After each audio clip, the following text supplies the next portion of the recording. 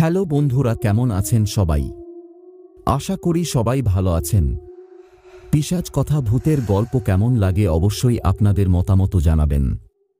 আর আপনারা যদি কোনো ঘটনা আমাদের কাছে শেয়ার করতে চান তাহলে 8101571202 এই নম্বরে পাঠাতে পারেন। ধন্যবাদ। আমার নাম রঘু। আমি ভূতের গল্প ভালোবাসি ও বিশ্বাস করি ভূতের একটু ভয়ও পাই। রাত তখন 10টা বাজে। খাওয়া দাওয়া সেরে বিছানাকে এসেছি। বিছানাতে শুয়ে মোবাইলে ফেসবুক খুললাম। ফেসবুকের প্রথম ভিডিওতে দেখলাম হরিতলা গ্রামে রহস্যময়ভাবে 4 জন গলাকাটা লাশ পাওয়া গেছে। রাতে খবরটা শুনে কেমন বুক ধক ধক বেড়ে গেল। তারপর মোবাইল বন্ধ করে দিলাম। তারপর ঘুমিয়ে পড়লাম। আমি ঘুমিয়ে দেখছি আমি হরিতলা গ্রামের সেই গলাকাটা বাড়িতে এখন আসি। সেখানে আমি দেখতে পেলাম সেই 4টি গলাকাটা মৃতদেহ পড়া রয়েছে। হঠাৎ মৃতদেহগুলো উঠে দাঁড়িয়ে পড়ল। দেখি হাড় হিম হয়ে গেল আমার। তারপর গলাকাটা মৃতদেহ আমার দিকে 4 জন 4 দিক থেকে আসছে। তাদের হাতে একটা ছুরি ছিল। তারপর তারা ছুরি দিয়ে আমার উপর আঘাত করার জন্য তুলল। তারপর ছুরি দিয়ে আমার উপর আঘাত করতে যাচ্ছে। এমন সময় কেউ বলছে এত বেলা হয়ে গেলে এখন উঠে পড়।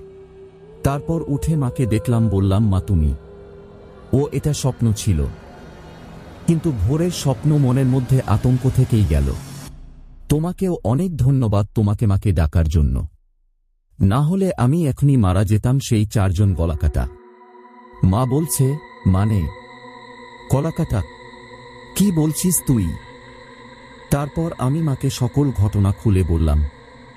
তারপর মা বললেন, রাম রাম। তখনই দৌড়ে ঠাকুর ঘর থেকে গঙ্গা জল এনে আমার গায়ে হাত পায়ে ছিটিয়ে দিল। বাবা, সাবধানে থাকিস। তারপর 11টার সময় আমি আমার বন্ধু অজের কাছে ভাবলাম যাব।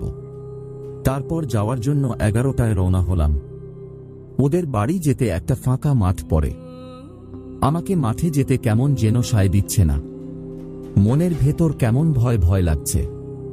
অনিচ্ছা সত্ত্বেও আমার বন্ধুর বাড়ি যাওয়ার জন্য যেতেই হলো। আমি ভাবলাম মাটিতে কি হবে। তারপর মাঠের মাঝখানে আমি গেলাম। মাঝখানে গেলাম, যা দেখলাম তা আমি কল্পনাও করতে পারিনি।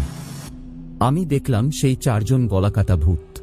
ভয়ে কোনো কিছু না ভেবে আমি একদিকে দৌড় দিলাম, কিন্তু মাঠের ঢিলে বেঁধে ড্রাম করে পড়লাম।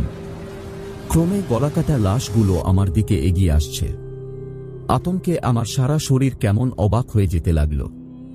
আমার পুরো কাছে চলে আসলো, হাতে ছুরি নিয়ে। তারপর তারা চাকু নিয়ে আমাকে মারতে গেল। এইরকম সত্যি ঘটনা শুনতে যদি আপনাদের ভালো লাগে অবশ্যই লাইক, কমেন্ট, শেয়ার এবং সাবস্ক্রাইব করে আমাদের পাশে থাকুন।